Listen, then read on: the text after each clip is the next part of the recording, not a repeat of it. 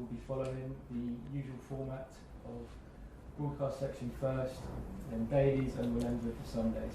If we could ask everyone to raise their hand if they'd like to ask a question, and we'll look to get around as many people as possible. We'll start with Vicky Gomersall at Sky Sports News. Hi there, Thomas. How are you doing? Hi, I'm fine. Good, good. Thanks. Can we just start with Romelu Lukaku if we can? How's he looking? Is he fit for Sunday? Is he going to play? Is he going to be in your starting 11? Yeah, well, we have one more training to go, but the week was a heavy load for him because he was in the group with the late starters from our guys. So it was a kind of an overload week so far. Today was lower intensity, and tomorrow we will have an important training before the match. But like I said, if we are hoping that he's on the pitch for Sunday, and things look like it. Is he the last piece of your jigsaw, do you feel, Thomas, or are you looking to bring in some more signings? Because obviously you've let go a lot of players, so you've got a bit more funds. Do you think you're going to use that? Yeah, we let go players because I truly also believe that everybody needs a role and needs a place to fight for. So it was also necessary. Also, I don't like it at all because the guys who left us played a big role in the last campaign, and it was a very successful campaign, and you build relationship with your players, and it's not nice to let them go, but at the same time is sometimes also necessary because like I said, everybody needs a role, and everybody needs a situation which is worth fighting for. So these are the decisions we made. Is Romelu the missing piece? Well, we hope, but at the same time, we try to find solutions for any questions who are asked during games, and we want to still be a strong squad, and a squad that comes from a team effort, and Romelu is that kind of personality and profile that we were missing up front, and from now it's our job to push ourselves to the limit.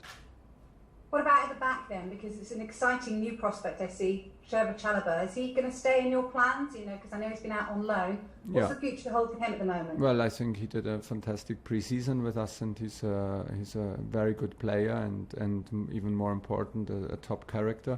He has both feet on the ground, and he took his chance very impressively. He played very good matches in pre-season. He performed 120 minutes against Villarreal and another strong 90 minutes now against Crystal Palace. So I think it's very logic that he stays with us and is looking for his chance here. Like you said, we let go some players, and Trevor is the guy that we absolutely want to keep, and this is the status for him. So he's going to sign a new contract then, yes? This actually I don't know. Actually, I absolutely don't know nothing about the contract situation. I just know that we had a talk yesterday, and I think that his situation is that he went out for loans. He had the minutes he needed to develop, and now is a good moment to stay with us and to be part of the group and do further steps to fulfill his dream, which is to be a part of a strong Chelsea squad, which he is in the moment, and we trust him, and he deserves this. This is not a gift. Is what he deserves for now, and this is a good situation for us and for him right now, and I'm absolutely not aware what it means for his contract. Okay, just finally from me then, the North London derby, how excited are you with all the fans to be back in it as well? Yeah, we had a pre-season match with not all the fans in it, but we could see like the atmosphere and the energy that this derby and this stadium can produce. I think it's always a tough one. It's always a tight one. It's like what it is in derbies and in North London derby. So North London game. They had a bit of a rough start now, and I think from their perspective, it can be like a help that a big rival from within the city arrives now, and it can be like can create a situation where they stick together and try to win their crowd over with a strong performance. So we should be absolutely prepared for the best Arsenal possible. They have qualities, they have a strong coach, they have a strong team, strong lineup, strong signings. So I think we should prepare for the best Arsenal possible, and at the same time do what we need to do, push the standards to the limit on this very Sunday. Let's see where our limit is, and look for an intense game, look for intensity, look for rhythm, and look for a confident game on and off the ball. This is what we're looking for, and anything else but a tough game would be a big surprise. We'll go to Ian Abraham's TalkSport. Hi Thomas, how are you? Hi, I'm fine. You're a man who knows his stuff. You'll know about the curse of the number 9 shirt at Chelsea. Generally, strikers who wear the number 9 shirt don't do very well. But I know that Romelu Lukaku is going to break that curse. How many goals are you expecting from him this season? 50, 60. Honestly, until winter. Normally until winter. No, we expect to have an impact. Let's see where the impact is. Of course, we expect goals. We should not talk around it. And he himself expects goals. And why? Because he delivered goals everywhere he played. So yeah, this is why he's here. And then we will see how far the impact goes. He has a big personality in the dressing room. But like I said before, I'm absolutely convinced that he will have a very positive impact on Timo Werner, on Kai Havertz, on Christian Pulisic, the guys who play with him, around him, and will maybe open spaces and attract the focus from the defenders. So let's see how we will measure it in the end. But that we demand, and he demands goals from him. Yeah, that is obvious. But I'm just now 1 week with him, and I get to know him better and better, and then we will set a clear target later in the season. Can you liken him to another striker that you've worked with? Who would you compare him to someone you've already worked with? Oh, this is a tough one. I think he's pretty unique from his physicality and from his ability to play with the back towards the goal. But for me, he's the strongest when he is in a half open position, even for transition game, to use his immense speed. So I think with this kind of physical power and at the same time, like being so fast and being so hungry and like a true goal scorer, in his characteristic, I think is also for me a unique and new experience. He's a very nice guy, that I can tell you. It's just very nice to see for us, and everybody told me about, and everybody was right. We are a good group, and it's very important to us to be a good group and to be a respectful group and a very democratic group where everybody is involved and feels and shares the responsibility. And this is a very, very good fit to us. So let's hope it stays that positive. Okay, we'll go to Olivia Bazzago, PLP. Hi Thomas. Hi. Can we just have an update on some team news on Hakim Ziyech, on why Christian Pulisic didn't train open training? Well, with Christian is unfortunately pretty easy to explain. He had a positive test and needs to follow the protocol, so he was not in training and is not available for the game. Hakim and N'Golo were both in training today and did everything until yesterday to be in training today. Had absolutely no problems, so we need to have another more physical, more intense training session tomorrow with them and with the team, and decide after tomorrow's training session at 11. But right now it seems very positive that both can be in the squad for Sunday.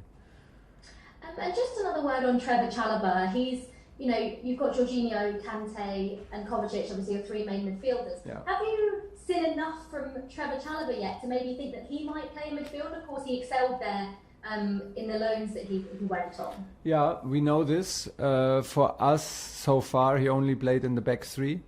So right now I would say this is the positions. These are the three positions where he can maybe achieve the most on a high level football. But it's only my opinion after 6-7 weeks, and there's enough room and enough space and enough time to convince me that he is maybe even a solution for us as a fourth midfielder. At one time we will maybe try it. One time there is some stuff to improve on this kind of level when the game is so tight, when you need to open spaces so quickly. It's a big difference to play in midfield in Premier League or with all the respect, or in a smaller team in France, where you maybe can rely on ball wins and transition game. We have also many phases where we have a lot of ball possession and need to find creative solutions. So hopefully we don't need to try it, because that would mean that our three top guys are in shape and healthy. But we have this in mind. We just talked on the pitch about it within the staff, because he was doing a good ball possession exercise in the middle of the pitch, and I just asked the same question to all of us: could he even be maybe the number 4 solution? We need to find it out and give some time in it. I think now is not the time to confuse him and to try too many roles. He settled in the back three. He knows now. He learns now what it takes to play on this position in terms of football tactics and behavior, principles of the game. Now he needs to learn what it takes to be a professional for Chelsea.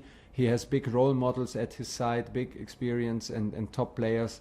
So step by step, and maybe sometimes we will put him in midfield when all the other processes are done. Okay, we have time for a couple more in this section. We'll go to George Cummins, BBC, and then end with Nick Jewell, PA. Thank you. Thomas, hello. I just wondered, I'm sure you're aware about this COVID outbreak at Arsenal, and how much of a different team are they going to be this week compared to the team that they played against Brentford? Yeah, they wasn't as good as they have been. I actually don't know what the team will be. It's a bit like it's a difficult one to predict. For me, the situation, when I put myself into their shoes, is the situation is a bit like they can play maybe the underdog role here because of the complications they had now with the COVID situation, the difficulties they had in the first match, and to lose a first match. I think they will try to put themselves into the underdog role and fight from there in this London derby, which is fair enough, and is on us to be absolutely focused and well aware of everything that they will ask us, because there is a lot of quality in the squad. They have quality signings, they have quality players in their squad, and they can hurt anybody if you're not concentrated, if you're not aware of the danger. So in the end it comes down to us. What do we demand of us? And there we will be very, very clear, and hopefully we can reach our top level to be able to produce a top result.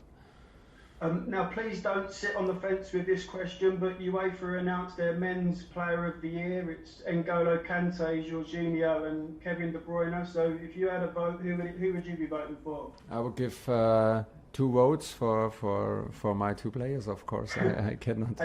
It's clear.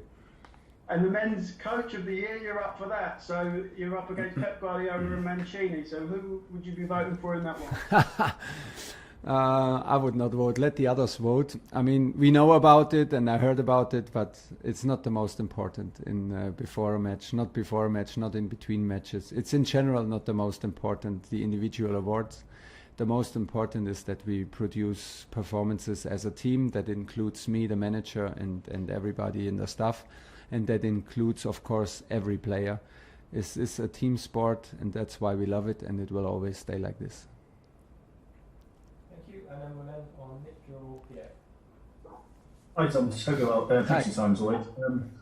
Just with Hakeem, obviously great news that it's not a serious injury. He's had his issues before, hasn't he? I mean, I know it's not a completely normal pre-season for him, but it must have been better than last year. And I mean, do you think that we can see the best, and you can see the best of him this season? Hopefully, maybe with a partnership with Lukaku, that could be quite tasty, couldn't it? Of course.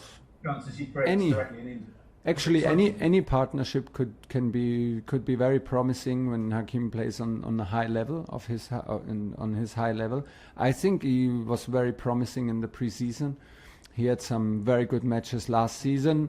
Also some difficulties and hard decisions from me to take. But the preseason was very promising and pretty impressive from him. The attitude he arrived here was absolutely the right attitude to grow and to show personality. This is what he did fantastic from day one.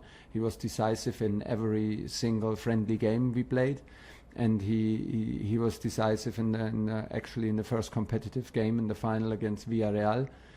Very, very unfortunately he got injured, so now we need to take care of it because on one side we are very happy that he's back on the pitch.